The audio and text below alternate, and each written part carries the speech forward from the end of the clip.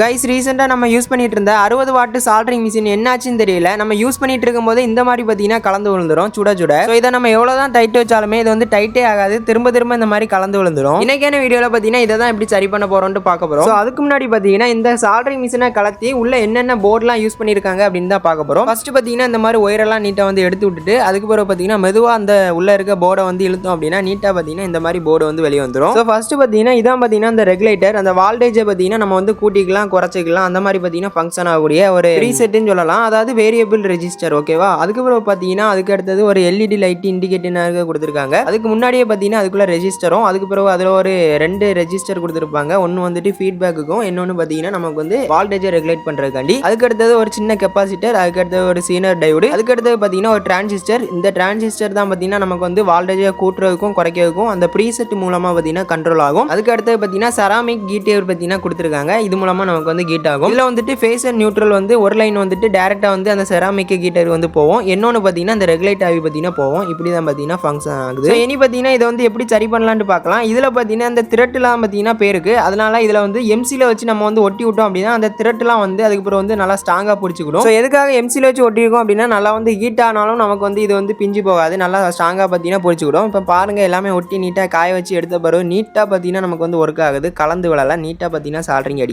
இந்த ஒரு இன்ஃபர்மேஷன் பிடிச்சிருந்தா மறக்காம வீடியோக்கு லைக் கொடுத்துட்டு நம்ம சேனலை சப்ஸ்கிரைப் அண்ட் ஃபாலோ பண்ணி வச்சுக்கோங்க. நெக்ஸ்ட் வீடியோ சந்திக்கலாம். Bye guys.